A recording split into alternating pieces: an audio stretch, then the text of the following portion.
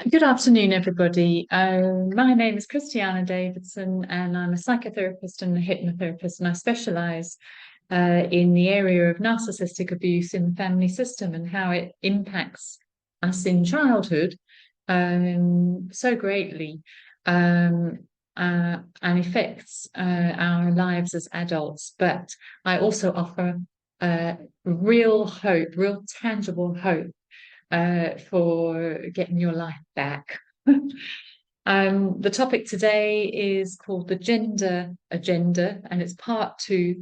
And this is all about the narcissistic mother's manipulation of gender identification, particularly with the son. Last time I looked at mother-daughter, and this time we're looking at the son. And I should say, just to start this, I will use the terms female, male, boyness, masculinity, those sorts of things, but this is not referring necessarily to the anatomical presentation. We're talking about how you identify. Now, the gist of this video is that, the narcissistic parent, in this case, the mother, is playing out their unhealed childhood wounds with their children. And that's what narcissists do. They project out these wounds so that they can process them out there in their children to try to rectify them. I also wish to say that these are only my own thoughts on this. It comes from my work, it comes from obviously, reading and study, but this is not, what can I say, taken from any research or anything like that. It's only my own ponderings. So I really encourage you, if you have your own thoughts on this or anything I say sort of triggers off a train of thought in you, please do share it. We're all trying to understand these issues at a deeper level. So, yeah, okay, here we go. So I do believe that before birth, the narcissistic mother has some sort of desire or idea of who she wishes her unborn child to be for her. She may wish for a girl child so that she can act out her mother wound with the girl, or she may wish for a boy so that she can act out her father wound. Or, as you may see today, she may wish for a combination in one child. And that's often the case, actually. So when a boy in a family, a narcissistic family system, is more of the empathic type, maybe he's more of a sensitive soul, a deep thinker, he may find himself selected quite easily by the narcissistic or borderline mother to sort of be her closest one, her emotional support, sometimes the one she enmeshes with. And this is often because of a weak, absent, rejecting, abusive husband. So she needs this surrogate. A narcissistic or borderline mother may choose a son, particularly for this role. Obviously, if there are no girls to do it, so she'll select a boy in that case. But also, it could be because she had an abusive, unsafe relationship with her own mother, and so she prefers a boy over a girl because a girl would be so highly triggering for her, she needs to reject the girl. But she feels safer with a boy child. He's not going to reject her as her mother did or be so competitive with her as perhaps the mother was. So the empathic son is safer than a daughter as he's not going to be able to win the competition of being top woman, as there would be with the daughter, because he's a boy. So that makes him safer. He won't make her feel less than as a woman. He'll make her feel better as a woman. He will boost her as a woman.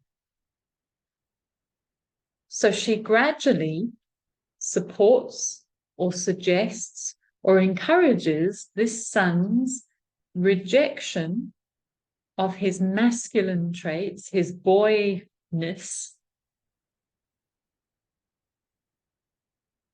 She will say things like to him, oh God, you're not like other boys. You're so much sensitive. You're more of a gentle, empathic type, You really don't fit in with the other boys, do you? She'll almost actively promote this, even commenting about his choice in clothing or keeping him away from physical rumble, tumble type things, not allowing him to sort of separate from her naturally. Rough and tumble is the word I was looking for. So she sort of nurtures this non-masculine trait in him. Because of this, she will feel safe to play out her subconscious father wound issues with him. So he's a non-threatening male, and she may have had a threatening male in her childhood. Perhaps her father was neglecting or rejecting or angry or rageful and threatening to her. Well, now she can stand up to him via her son and express her hidden rage at him, her suppressed anger, by projecting it out, spewing it out onto her son, who is not going to be threatening and who is not going to reject her or abandon her. So she uses the son to both mitigate her abandonment fears, but also as a means of raging at men. And her rage at men, the boy picks up on. And because she has this rage, suppressed rage and anger towards men, the boy interprets that it's because he's a male that he's unlovable to her, that this is his enemy, his masculinity. It makes him, what can he do? He'd prefer not to have it in some ways. It's his weakness, just being born a male, and something that he needs to make up for because of its impact upon her.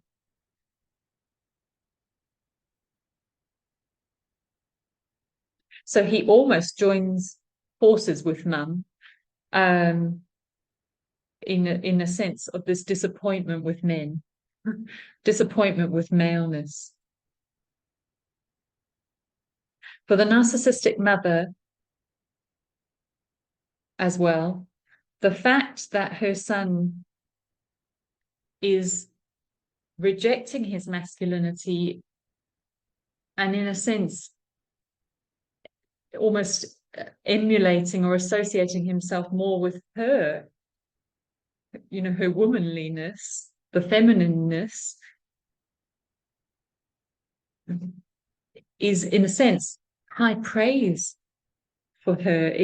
It's admiration for her, because in subconsciously it's almost like he's choosing her over bonding with his father. He's choosing to bond with her over bonding with the father, and so in a way she wins over the father.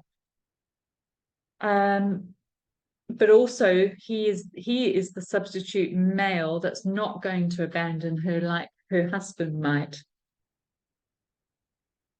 The boy wants to make up to mum for the disappointment that men have been in her life. And he feels his own masculinity, his own innate masculinity, is disappointing to her too. And as a result, disappointing to him. So he really empathizes with her, and he sees his father and men through her eyes. He internalizes that it is his masculinity that is unlovable, and that what makes him male is the problem. He learns to suppress, reject his masculinity, hide it away, stuff it down in order to connect with mum as she needs. That's what she needs. That's what makes him lovable. He banishes his masculine tendencies. He banishes any obvious masculinity from himself because he associates them with something shameful. And she, in her own way, encourages this by the suggestions that she gives to him about who he is and about who men are. She loves him for not being like his father, but being more like her. Now, the problem is, if the son begins to show signs of becoming or wanting to become separate or independent from her, she will be highly triggered and enraged. It triggers her father wound, her suppressed anger, but it may also trigger her mother wound, the mother who was competitive with her, perhaps discarding. So the narcissistic mother sees any signs of her son stepping into or going through the healthy, natural developmental stages that children go through or boys go through of separation from her as selfish or rejecting. And she will shame him, sometimes subtly, for his masculine traits. He'll even perhaps associate sort of being part of his peer group or wanting to be part of the boys group or spending time with the boys doing whatever whatever boys do. That is something that he will believe he needs to reject. So the son's problem is that by being a male is his weakness. It makes him not pleasing to mum and is threatening to her. It's his bad side. He discovers the answer then is to squash down his maleness into his shadow self in favor of nurturing his more feminine energy, his feminine side, because it is safer and will mean he is lovable to mum and thus not like his dad, who mum has no love or respect for, and he doesn't want to be like either.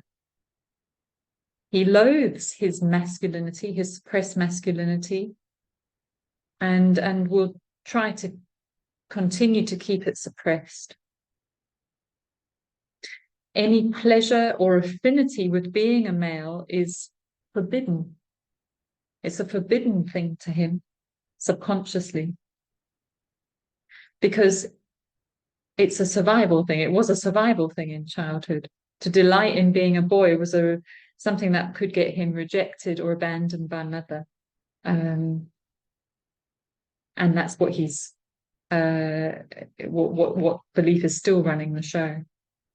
He may experience longings or limerence for other males in his life, like friends or bosses or whoever it is, as they represent his unmet shadow self.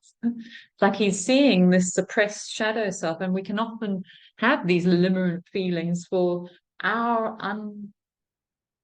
uh, unrealized is the word, parts of ourselves. And in this case, his unrealized masculinity, potential masculinity. This becomes a taboo area for him. Being a male and enjoying being a male becomes a taboo longing. To connect with maleness becomes a bit of a taboo longing. To experience joy and euphoria at being with men, or of connecting with maleness and enjoying it, of wanting to be with them, of wanting to be one with them, is taboo. It becomes a taboo thing because it is always coupled with this sense of being bad or feeling guilty, that this is a bad part of him.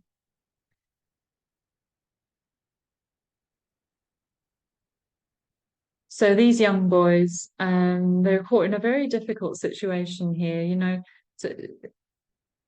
they have to hide a part of themselves. They have to banish that maleness, and we all have male and female energy, and we need to bring them into balance. But in these situations, the male energy, the maleness, is something that is seen of as the problem, is something shameful, and thus it can come out in unhealthy ways sometimes too. So these children walk the difficult paths of trying to discover their authentic self, but in constant fear of what that might mean. If you relate to any of this, or you have any thoughts on it, or you'd like to do some work on understanding your wounds of childhood with a narcissistic mother or father, do reach out to me. I have a really amazing program, and I've worked with people of all different sexual orientations, ages. So, you know, whatever your issue is, you know, we can call upon your subconscious mind to help free you. And that's what we're here to do, free you, to be completely you, however you choose to be. All right, everybody, I hope that was helpful. Please leave your comments below, and I look forward to reading them. Take care. Oh, and I can't wait for the video I'm going to do, hopefully tomorrow. It will be tomorrow, actually. So fascinating. Take care, everybody. Bye now.